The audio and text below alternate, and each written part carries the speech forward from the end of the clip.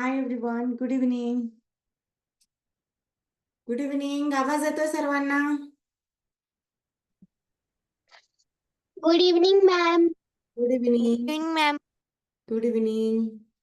Good evening ma'am. Good evening. Good evening ma'am. Good evening ma'am. Good evening सर्वांना. Good evening. Good evening ma'am. Video on ठेवायचे सर्वांनी. आवाज येतोय ना सर्वांना? हो हो मॅम. बरं, कालचे प्रश्न सोडवले आणि बऱ्याच जणांचा होमवर्क सुद्धा आला होता. होमवर्क होता काल बऱ्याच जणांचा. टीचरनी काही पाठवला होता. जणांचा राहिला, काहींचा होता. मॅडम सगळ्यांचा टीचरनी होमवर्क पाठवला होतंय. बरं, पाहूयात आपण कालचं जे काही प्रकरण आहे आकलनचं, तर त्या आकलनचं प्रकरण पाहायचंय पुन्हा.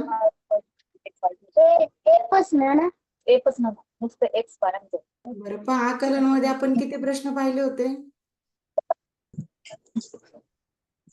वही झाले होते. मध्ये नाही लिहायचे, वहीमध्ये लिहायचे नाही. पीडीएफ सोडवायची, पीडीएफ नाही सोडवता आली तरी काही हरकत नाही. आपण क्रमांक टाकायचा, स्वाध्याय क्रमांक टाकायचा. आणि आता समजा एका स्वाध्यायामध्ये 10 प्रश्न आहेत, तर ते 10 प्रश्न कसे सोडवणार तुम्ही पहा.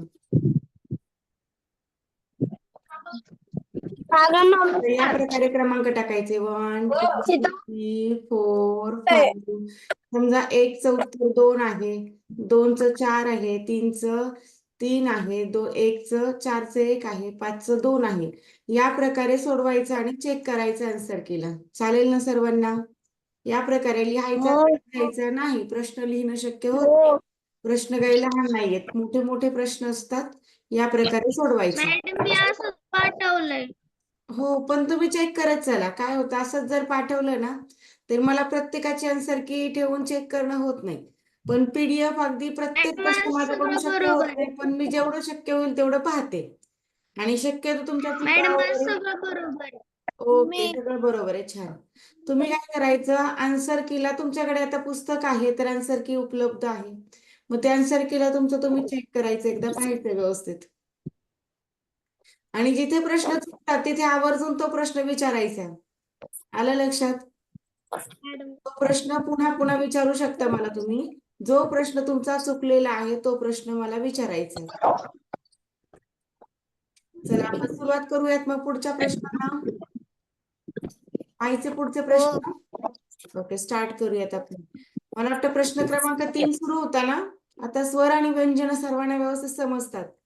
स्वर आणि व्यंजनानुसार सर्वांना फोड करता येते, बरोबर? आणि व्हिडिओ ऑन ठेवायचा सर्वांनी. व्हिडिओ ठेवत जा. मुलांचे व्हिडिओ ऑनच राहतील.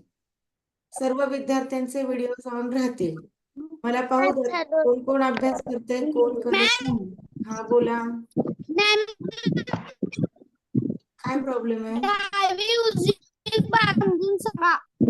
ओके ओके, डावी आणि उजवी सांगते. चालेल चालेल, सांगते. डावी आणि उजवी समजली नाही ना? घेऊयात हा. आता अगोदर फक्त डावा आणि उजवच पाहूयात. एक मिनिट हा. आज आमचा अबॅकस ऑनलाईन झाला होता त्यामध्ये. मॅडम हा बोल ना. सोडवले. मॅडम हा बोला ना सर. थोडस स्वर आणि व्यंजन थोडं 2 मिनिटात परत एकदा सांगा. ते आणि हा ते स्वरच आहेत ना मॅडम? नाही, स्वरादी म्हणायचं त्यांना सर. स्वरांमध्ये स्वरादी आहेत, परंतु समजा एखाद्या अक्षराची फोड करताना ते जर ते स्वर म्हणूनच पकडायचे ना, का व्यंजन काय म्हणून पकडायचं त्यांना? आता ते स्वरांमध्ये जर आपण घेतच नाही त्यांना स्वरादीच म्हणतात. पण मुळाक्षरांमध्ये होतं काय की अंकलिपीनुसार आपल्याला सवय लागलेली असते. अंकलिपीमध्ये जे काही सर्व मुळाक्षरं दिले ती स्वरांमध्ये अ पासून ते ह मध्ये दिलेली असतात. स्वर असे दिलेले असतात अ पासून ते आहा पर्यंत, बरोबर? आणि खाली व्यंजन म्हणून सर्वांचा समज हा होतो की आणि आह यांना सुद्धा स्वरच घ्यायचे. पण यांना स्वर न घेता तुम्ही स्वरादी एक सेपरेट असं त्यांचं स्थान आहे. स्वरादी आहे आणि त्यांच्यानुसार अकारांत, इकारांत, उकारांत पुढे होत नाही. आपण ज्यांना स्वर म्हणतो त्याच्यानुसार अंत झालेला जो आहे अकारांत, इकारांत, उकारांत, एकारांत, तर ते अंतवाले जे शब्द आहेत ते सुद्धा त्यांना आहेत. मग आणि आता जर आपण त्यांना स्वर असं म्हणून घेतलं याच्यामध्ये तर त्यांना पुढे कन्फ्युजन होईल. त्यांना स्वर समजूच नका तुम्ही. स्वर घ्यायचंच नाही त्यांना. ओके पुढे मॅडम, ओके. पण लक्षात आता समजा राहणार. एखादं नाव आहे त्याचं फोड करायची, तर समजा अनंत आहे, तर हा, न अधिक अम येणार ना, मग अमला काय पकडणार मॅडम? एक मिनिट हा. आता हा अनंत आहे ना, तर तसे जे शब्द असतात की नाही सर, तर त्यांचे पंचम वर्णामध्ये अनुनासिक जे असतात ना, अनुनासिकांमध्ये घेतात. समजा आता गंगा हा शब्द आहे, तुमचा बरोबर प्रश्न आहे. ओके. आता हा गंगा हा शब्द आहे, तर गंगामध्ये असे शब्द एक तर तुम्हाला देणार नाही त्या स्वर आणि व्यंजनानुसार. तर गंगामध्ये तुम्हाला पंचम वर्ण असतात. पंचम वर्ण म्हणजे म्हणजे जवळजवळ 25 अक्षर असतात. क च ट त प याच्यानुसार आपण ट्रेक देतो पुढे. मग यांच्यामध्ये अनुनासिका वापरायची असतात फोड करताना. आणि तशाच प्रकारचे शक्यतो मुलांना अनुस्वारवाले घेतात. समजा ग जे आहे तर ग ची फोड करून न लिहिता इथे डायरेक्ट ग, आणि इथे न कुठला घ्यायचा, तर हा जो क च्या लाईन मध्ये येतो की नाही, ग कुठे येतो, क च्या लाईन मध्ये, म्हणून त्याच्यामध्ये हा न घेतला जातो आणि त्याच्यानंतर ग ला काय ना गा. मग अशांची पंचम वर्णामध्ये इकडे फोड केली जाते. गंगा, सिंह, दंग. ओके, ओके मॅडम, समजलं. हो. ठीक आहे, समजलं मॅडम. Okay, okay. मॅम आणि जर फोड करायचीच वेळ आली ना, तर तिथे न ची करा. न ची करा, कारण न चा उच्चार असतो. मॅडम आता समजा आंबा. हा बोल. तुम्ही ते इंग्लिश मध्ये तो वायचा अर्ध स्वर घेतलेला तसं तर नाही ना हे? नाही नाही. बरं, आणखी तुमचं कन्फ्युजन दूर करू का? आता हे शब्द शक्यतो असे देतच नाहीत, पण जर आलाच शब्द तर काय करणार पण? आता समजा आंबा हा शब्द आहे, बरोबर. आता इथे अनुस्वाराचा उच्चार कधी न होत असतो, कधी म होतो, हे तर सर्वांना ठाऊक आहे ना. आपण अनबा असं तर नाही म्हणत त्याला, बरोबर. हे मला सांगा, हे कन्फर्म आहे सर्वांना? याला काय म्हणतो, आंबा म्हणतो का आंबा म्हणतो आपण या शब्दाला? आंबा. आंबा, बरोबर. मग आ हा स्वर तर आहे असा येणार आहे, बरोबर. हा आहे असा स्वर यायचा घ्यायचा.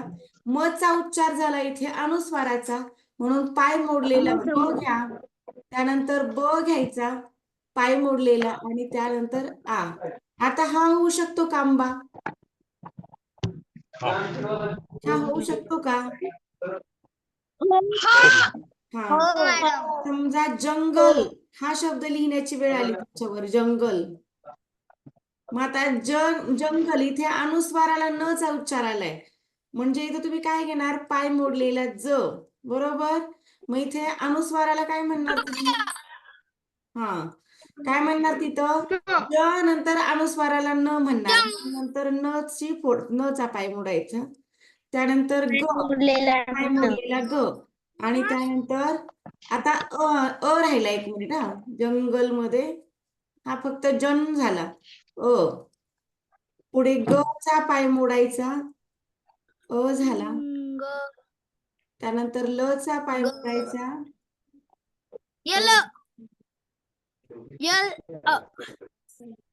हा जन, ग, आणि हा ल असा घेऊ शकतो का आपण?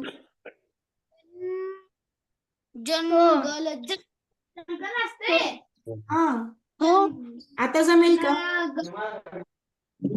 आता जमेल का?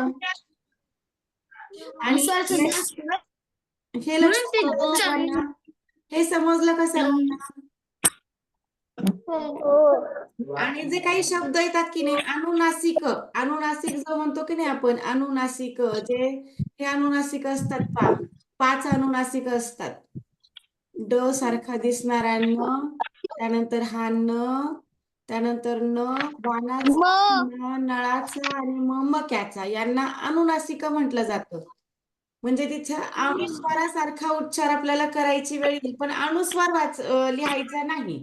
अशा वेळी मात्र याचा उपयोग केला जातो. आता समजा आपण एखादा शब्द लिहिला,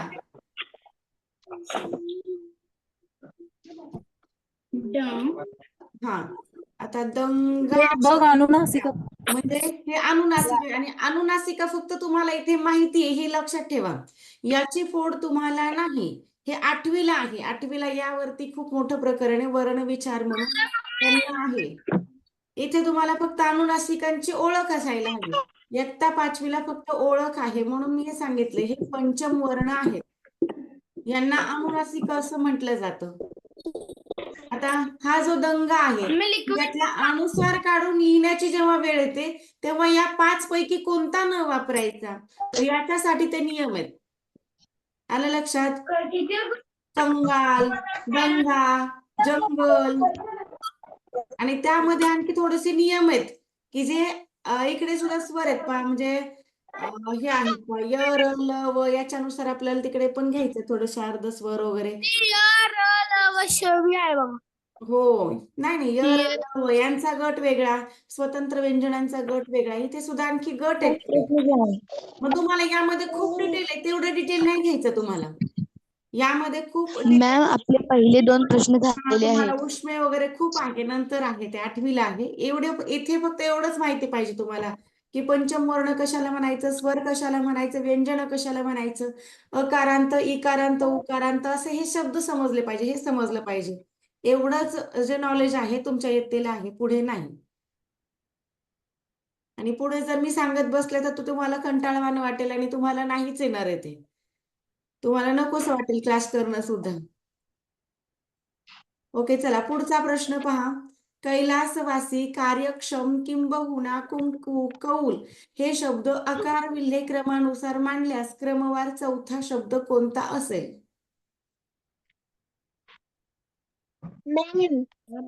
मॅम आकार विल्हे म्हणजे काय? आकार विल्हे म्हणजे अल्फाबेटिकली वर्णानुक्रमे.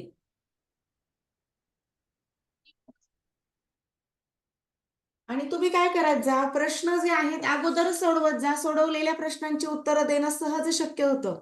मी तुम्हाला PDF अगोदर देते हो की नाही.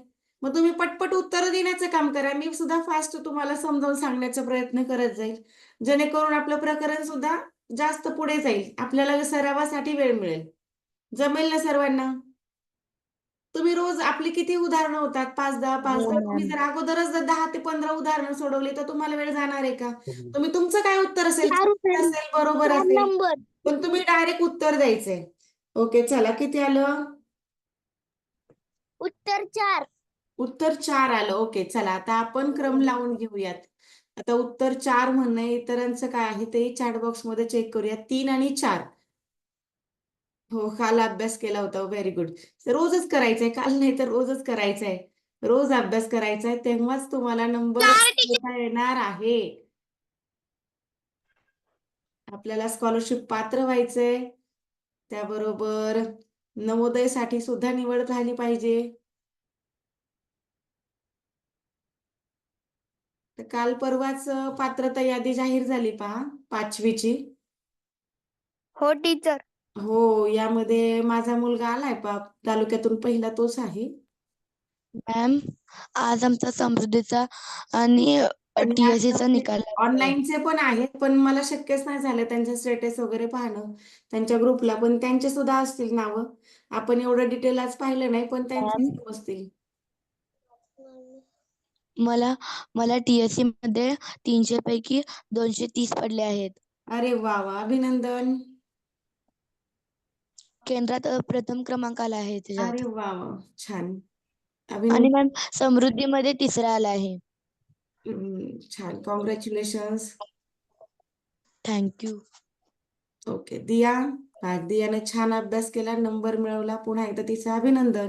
बरं आता हा प्रश्न कसा सोडवायचा आपण पाहूयात. आकार विल्हे अशी वेगवेगळी नावं देऊन आपली फसवणूक केली जाते. आकार विल्हे म्हणजेच अल्फाबेटिकली. आता यामध्ये आपण शोधायचंय क का की की ही 14 कडी तुम्हाला माहितीये.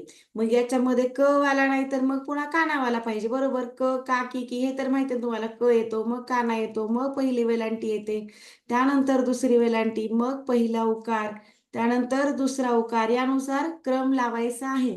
मग इथे पहिला तर नाही मग त्यानुसार आपल्याला कानावाला पाहिजे तर कानावाला कार्यक्षम आहे. मग इथं कार्यक्षमचा आपण फक्त का लिहून घेऊयात. त्यानंतर वेलांटी मग आता किंबहुनामध्ये वेलांटी आहे. मग ही पहिल्या वेलांटी, आता इथे अनुस्वार पण आहे, पण अनुस्वार अगोदर वाचन करण्यास येतो की वेलांटी, तर इथं की आणि नंतर हा न आहे, म्हणून यांच्यामध्ये अगोदर कोण? वेलांटी, त्यानंतर वेलांटीवाला किंबहुना. त्यानंतर असेल क का की. आता दुसऱ्या वेलांटीवाला आहे का चेक करा, नाही. मग पहिला उकारावाला आहे का? आहे. इथे पण अनुस्वार आहे. अगोदर अनुस्वार की अगोदर उकार? कोणाला घ्यायचं अगोदर? अनुस्वाराला घ्यायचं. याच्या महत्व कोणाला देणार अगोदर? अनुस्वार की उकार? उकार. अगदी बरोबर आहे. आपण कु आणि नंतर न म्हणतो. अनुस्वार शिकवताना तुम्हाला न म्हणायला किंवा म म्हणायला शिकवलं जातं. क ला उकार कु आणि अनुस्वार असेल तर न कु न कु, मग असा एकत्रित कुंकू म्हणायचा शेवटी, असं आपण शिकतो. बरोबर. म्हणजे क ला उकाराला महत्व अगोदर आहे, म्हणजे कुंकूवाला हा तिसरा क्रमांक झाला. आता दुसरा उकार आहे का ते शोधा. आहे का कुठे? क्रमांक नाही. मग क का की कु कु के असतो नंतर. मग के, त्यानंतर कै, मग को, त्यानंतर कौ. मग आता इथे कोणाचा नंबर आहे? एक मात्रा नाही. एक मात्रा नाही म्हणजे कोणाला? हा कैलासवासी, काही कै आला. हा. मग आता को वाला आहे का? हा कै पण गेला. को आहे का? नाही. पण को नाही, नंतर कौल आहे. बरोबर. मग कौलचा मग काय घ्यावं लागेल शेवटी? कौ. आणि इथे आपल्याला काय विचारलं? चौथा शब्द. मग चौथा शब्द विचारला तर मग चौथ्याला आपण क्रमांक देऊया. 1 2 3 4 आणि 5. चौथा कोणाला? कै बसणारा. कै कोणाकडे होता? कैलासवासीमध्ये कै होता का? पहा बरं. होता का? कैलास. हो. मग आता कोण घ्यायचा? कैलासवासी झाला. हो मॅम. हो, चौथं. पर्याय चौथा. प्रश्न समजला का सर्वांना? हो. ओके. पुढचा प्रश्न. बरं, पहा आता प्रश्न क्रमांक 4. तुटक्या फुटक्या माठातील उरले सुरले पाणी घटाघटा पिऊन त्याने आपली तहान भूक मिटवली. या वाक्यात एकाच शब्दाची पुनरावृत्ती होऊन बनलेले किती शब्द आहेत?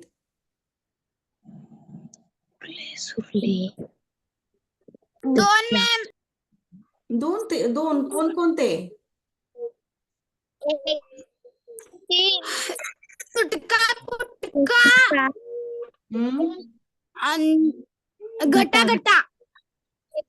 हा चुकलेला आहे. हा मॅम, चालणार फुटक्या नाही. फुटक्या, उरले सुरले, घटा. हा सुद्धा चुकलेला आहे. हा राईट आहे. एकच आलेला आहे. एकच आलेला आहे. पुनरावृत्ती म्हणजे अभ्यस्त शब्द. अभ्यस्त, त्याला आणखी एक नाव आहे. अभ्यस्त म्हणजे एकच शब्द पुन्हा पुन्हा तोच, काना सुद्धा नाही बदलायचं. समजा कल कल कल कल असा शब्द, पण असा जर म्हटला असता त्याच्यामध्येच आणखी कलकला असा जर आला असता तर याला पुनरावृत्ती असा नाही म्हणता येणार. कलकल सेम त्याच्यासारखाच आला म्हणजे इथे कुठे काना होता का? किंवा असा आणखी एखादा खळखळ, पुन्हा खळ आणि खळ तोच शब्द झाला का? पुन्हा असा आला खळा खळा, पुन्हा खळा खळ असा जर आला तरी तो चुकला. एकीकडे काना एकीकडे काना नाही. आलं लक्षात? एकीकडे एवढ्या पण तो चुकणार. आणि इथे तुटक्या तुटक्या असता तर तो बरोबर झाला असता, पण इथे तुटक्या फुटक्या आहेत मग तो चालणार नाही. इथे डायरेक्ट फ आला, असा चालणार नाही. तुटक्या तुटक्या असता तर तो चालला असता. उरले सुरले च्या ऐवजी उरले उरले असता तरी चालला असता, पण इथे सुरले आला तो नाही चालणार. आला लक्षात तुम्हाला? हाच शब्द पुन्हा रिपीट आला पाहिजे एकाच शब्दामध्ये. पटपट, कटकट, घटाघटा, पटापटा, खळाखळा, घळाघळा यासारखे जे शब्द असतात यांना पुनरावृत्ती होऊन बनलेले जे शब्द ते म्हणतात किंवा यांना अभ्यस्त शब्द असं एक नाव आहे. पुढचा प्रश्न पहा. हे समजले ना सर्वांना? एकच शब्द आलेला असेल. पुढचा प्रश्न पहा. आकर्षक सप्तरंगी इंद्रधनुचे निळसर पाण्यातील विलोभनीय प्रतिबिंब पाहून दुष्यंताचे अस्थिर मन सुखावले.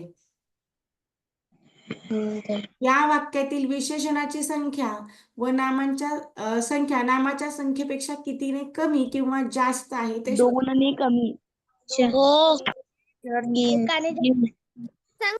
समान.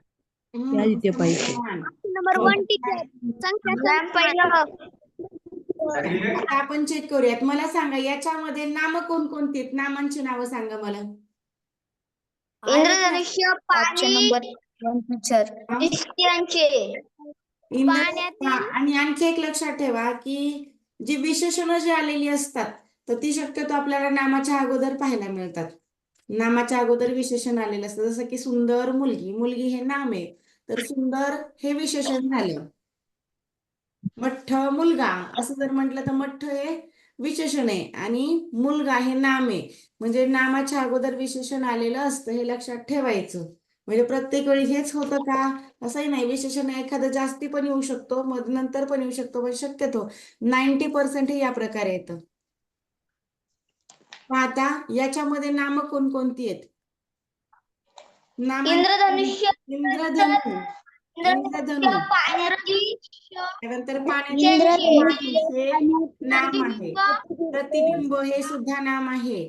दुष्यंत हे सुद्धा नाम आहे. आणि मन हे देखील नाम आहे.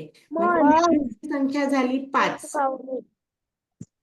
त्यानंतर पाहता विशेषण कोणतं कोणतं आहे यामध्ये आकर्षक, निसर्ग आहे का?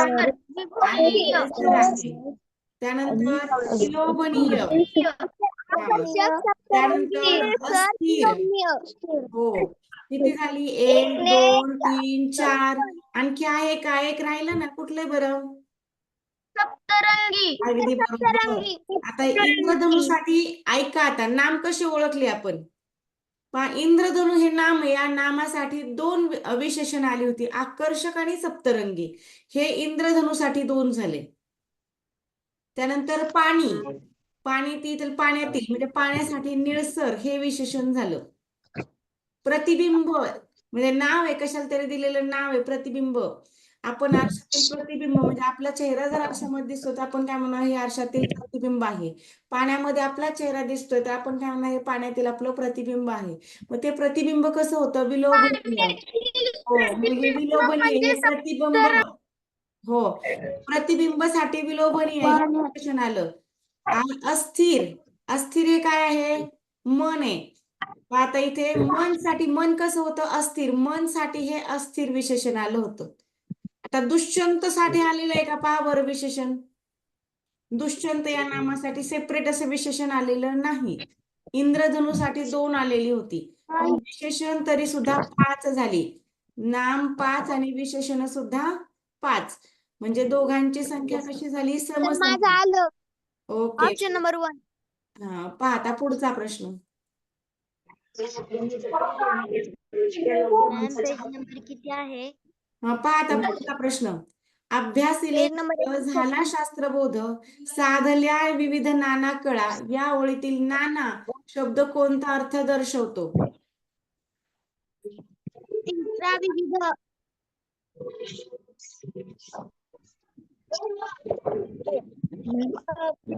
मॅडम विविध. नाना म्हणजे काय? विविध या अर्थाने नाना हा शब्द आलेला आहे. अगदी बरोबर. 3 नंबर. हो नाना हिंदी मधून आजोबा जे असतात आईचे वडील का वडिलांचे वडील बरं तुमचे नाना? आजोबांना काय म्हणायचं? आईचे वडील. आईचे वडील आणि बाबांचे पण वडील आजोबा. बरोबर ना? बाबांची आई आईची आई दोघी पण आजी असतात आपल्याकडे. पण इकडे दादा दादी आणि नाना नानी असतं. बरोबर. आईचे आई वडील असतात ते नाना नानी हिंदीमध्ये आणि वडिलांचे जे आई वडील असतात दादा दादी. पाहता पुढे 7वा प्रश्न.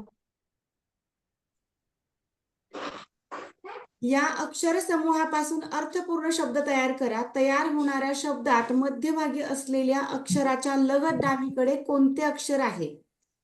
आता कोणता शब्द होईल तो सांगू नका, चॅट बॉक्स मध्ये लिहा वाटल्यास. लगेच सांगू नका, बाकीचे विचारच करत नाहीत. प्रश्नाचं उत्तर येऊ द्या. मल्हार, एकदाच प्रश्नाचं उत्तर द्यायचं, एवढी लाईन नाही लावायची. तुझी लाईन पाहता पाहता बाकीच्यांचं नावच येत नाही. एकदाच. हा, व्हेरी गुड. मुग्धाचं उत्तर आलं, आराध्याचं आलं, विराज, कुणाल. ओके, चला, सर्वांची उत्तरं मिळाली. आता सांगा, शब्द कुठला तयार झाला? अर्थकारण. अर्थकारण. काय शब्द तयार झाला? अर्थकारण. आता इथे मध्यभागी असणारा शब्द आपल्याला शोधा. मध्यभागी कोण होता? का. आणि काच्या डावीकडील पहिलं अक्षर लगतच. डावीकडचं म्हटलं की थ. हा, डावी आणि उजवीकडे राहिलं पहा आपण बोलण्याच्या नादात. कोणाचं होतं ते डावीकडे उजवीकडे? आता अगोदर ते क्लिअर करते. आता या अर्थकारण मध्ये डावीकडील पहिलं अक्षर हे थ वरती रफार आहे. आणि डावीकडील दुसरं अक्षर म्हटलं तर कोणतं झालं? डावीकडील दुसरं अक्षर. हा, डावीकडील दुसरं अक्षर. काच्या डावीकडील दुसरं अक्षर. काच्या डावीकडील दुसरं अक्षर. अगदी बरोबर आहे. आता काच्या डावीकडील दुसरं अक्षर म्हटलं की अ. आता दुसरं म्हटल्यावर पहिलं हा थ वरती रफार आणि हा दुसरा. पण आता प्रश्न असा येतो की का पासून डावीकडील दुसरे अक्षर कोणते? का पासून. मग का पासून म्हटल्यानंतर उत्तर बदलतं. का पासून म्हटल्यावर 1 नंबर द्यायचा आणि मग हा थ दुसरा आणि अ तिसरा. पासून म्हटलं की त्याला क्रमांक द्यायचा. आता माझा प्रश्न आहे तुम्हाला, अर्थकारण मध्ये का पासून पहिले उजवीकडील अक्षर कोणते? का पासून उजवीकडील पहिले अक्षर कोणते? र. र. काला 1 नंबर द्यायचा आणि र ला 2 नंबर. बर, आपण डावा उजवा आणखी एकदा शिकूयात पहा. आता समजा हा शब्द मी घेतला, इथे एक लाईन घेऊयात आपण. हे एकच घेऊयात. कानामध्ये वारे भरून या न्यारे, एवढंच घेऊयात आपण. याच्यावर ते डावं उजवं शिकूयात आपण. मग आता डावीकडून तिसरे अक्षर असं जर म्हटलं, फक्त डावीकडून तिसरे अक्षर, मग आपण क्रमांक सुरुवातीपासून 1, 2 आणि 3. अक्षर म्हटलं मी, अक्षर वेगळं शब्द वेगळा. अक्षर म्हटलं तर ते कोणतं झालं? म. डावीकडून तिसरा अक्षर हे म. आणि असं जर म्हटलं मी, डावीकडून तिसरा शब्द कोणता? तर एवढंच विचारले, डावीकडून तिसरा शब्द कोणता?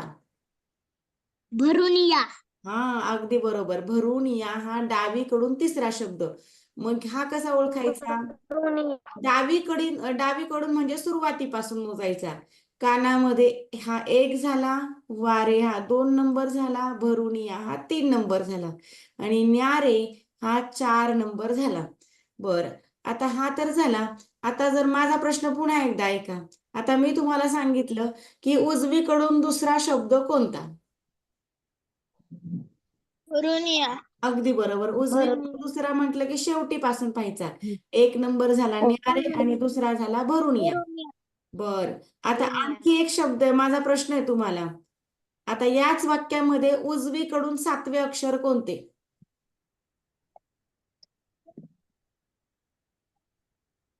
उजवीकडून 7वे अक्षर कोणते? रे. बर, आता पहा. हा, उजवीकडून म्हटलं की शेवटीपासून 1, 2, 3, 4, 5, 6 आणि 7. बर, आता 9वे अक्षर. आता उजवीकडून 9वे अक्षर सांगा. 1, 2, 3. आणि लक्षात ठेवा की असा जो जोड अक्षर येते की नाही त्याला क्रमांक 1च द्यायचा. बरेच जण ढ ला वेगळा आणि य ला क्रमांक वेगळा देतात.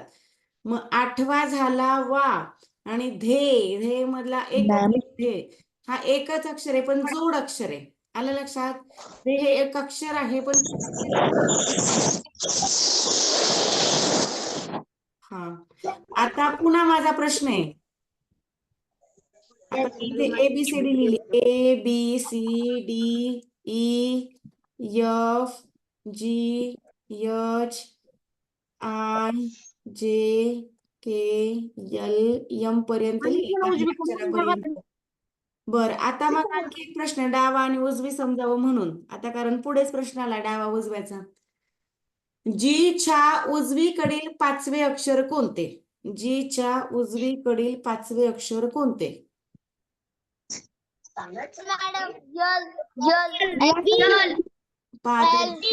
उजवी म्हटलं की ही जी उजवी बाजू आहे ती पाहिजे. मग पहिलं कोणतं झाला? यच, दुसरा आय, हा तिसरा, नाही. चौथा आणि हा पाचवा.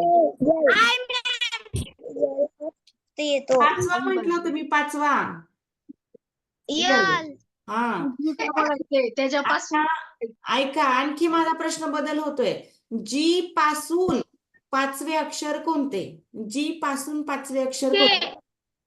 अगदी बरोबर. आता जी पासून म्हटलं की टीचा क्रमांक 1 येतो, यचचा क्रमांक 2, आयचा 3, हा 4 आणि हा 5. पासून म्हटलं की एक क्रमांक मागे सरकतो. आलं लक्षात? कारण त्याला पण क्रमांक द्यायचा असतो. बर, आता आणखी एक प्रश्न आहे. जी ते यम अक्षरादरम्यान, जी ते यम दरम्यान किती अक्षर आहेत? 5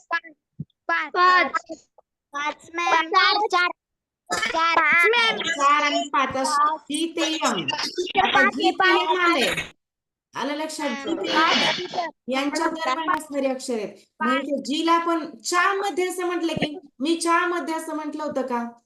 जी व यम च्या मध्ये असं म्हटलं होतं का? जी ते यम, जी ते यम म्हणजे जीला सुद्धा धरायचंय आणि इथं मधल्या पकडायचं. जी ते यम म्हटल्यावर दोघंही धरायचे. जी ते यम किती अक्षर झाली? मग 1 2 3 4 5 6 7. आता यांच्यामध्ये पुन्हा प्रश्न बदलले. जी व यमच्या मधील अक्षरे कोणती किंवा त्या दरम्यान अक्षरं कोणती?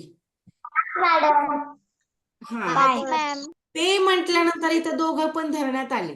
जी पासून ते एम पर्यंत. आलं लक्षात? पासून आणि ते हे लक्षात ठेवायचे. म्हणजे छोटे छोटे शब्द आहेत, पण त्यामुळे प्रश्न होऊ शकतो. हा, बोल ना.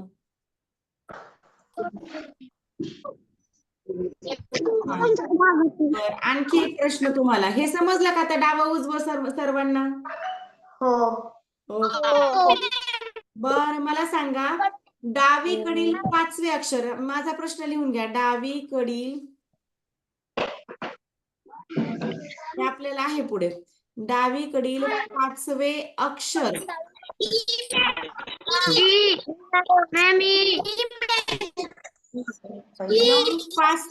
यम पासून कितव्या क्रमांकावर आहे?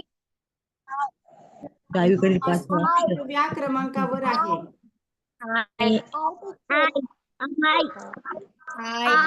क्रमांकावर.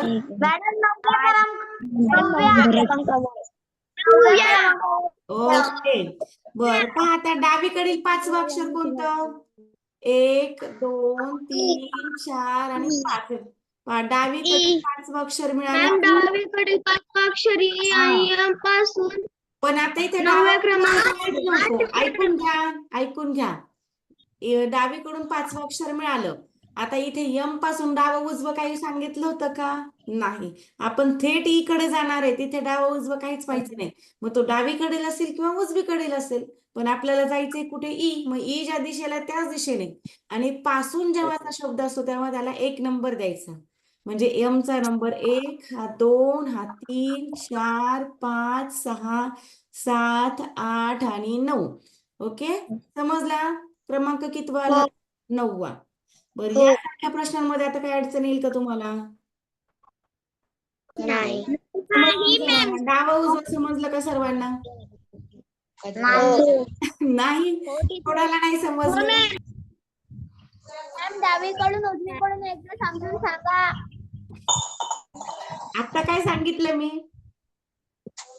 आता काय सांगितलं? डावीकडून उजवीकडूनच सांगितलं. बरं, असू दे. आता इकडे आहेत आणखी तसे प्रश्न आले, त्या प्रश्नांमध्येच पाहूयात आपण. डावीकडून उजवीकडून त्यामध्ये घेऊयात. आणखी क्लिअर होईल तुम्हाला. प्रश्न 8वा पहा.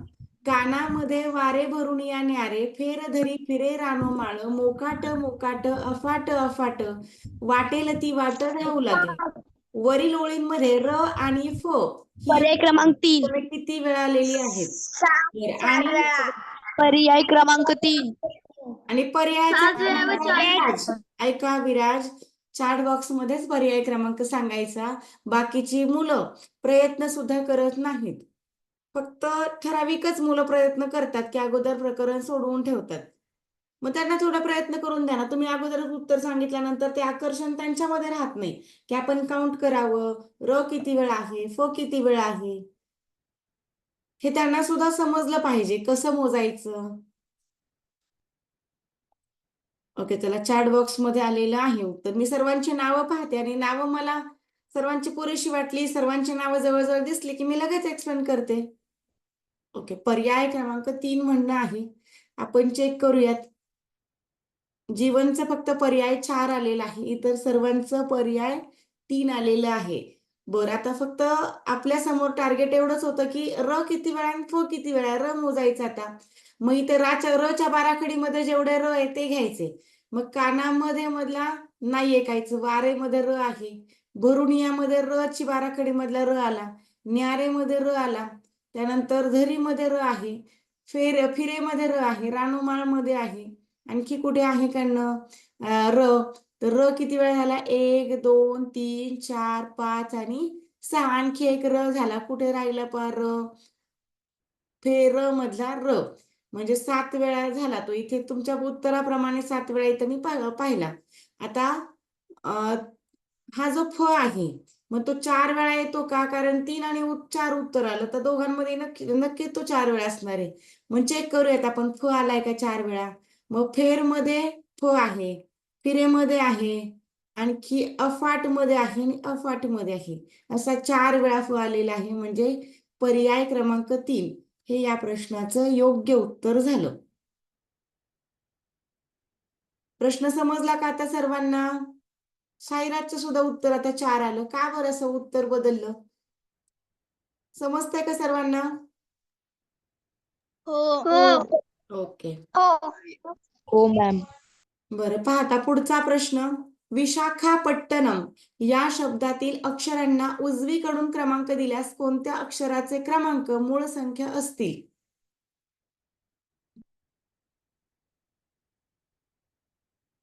ओके, 9चं 4 म्हणणं आहे मुग्धाचं. चला सर्वांची उत्तर येऊ द्या. विराजचं आलं. आता आपण काय करूया, त्यांना क्रमांक देऊयात. इथे थोडीशी गर्दी होईल म्हणून हा शब्द मी इथे लिहून घेते. विशाखा, त्यानंतर प, ट ला ट, त्यानंतर न आणि म. विशाखापट्टणम. आता उजवीकडून क्रमांक द्यायचे. मग 1 2 3 4 5 6 7. बरोबर. आता इथे म्हणजे मूळ आहेत त्या मूळ अंडरलाईन करून घेऊयात. मूळ कोणते कोणते आहेत पहा. 2 मूळ आहेत, 3 मूळ आहे, त्यानंतर 5 पण मूळ आहे आणि 7 पण मूळ आहे. म्हणजे वि खा ट आणि न, विखाटन असा कुठे दिसला? पर्याय क्रमांक 4 मध्ये. असं म्हटलेलं नाही त्यांनी, उजवीकडून फक्त क्रमांक द्यायला सांगितले. शोधायचं होतं सरळ सरळ, डावीकडूनच शोधायचं होतं. टीचर माझं आलं. ओके, समजलं सर्वांना? हो. आता 1 मिनिट राहिला, आपण मग थांबूयात. 1च मिनिट राहिलेला आहे, थांबूयात आज आपण. Okay, bye. होमवर्क काय आहे? कसला नंबर? होमवर्क सांगा. आज सर्व प्रश्न सोडवणे आणि फक्त कठीण वाटणारे प्रश्न विचारा, चालेल का? हे सर्व सोडवा. मी आणखी एक PDF देईल तुम्हाला. हे सोडून झाले की उद्या एक नवीन PDF यासारखी. भरपूर सारे प्रश्न असतात माझ्याकडे. Okay, bye. Good night. Good night. मला जेव्हा वेळ असेल तेव्हा तुमच्यासाठी लिंक असतील. Okay, bye. बाय.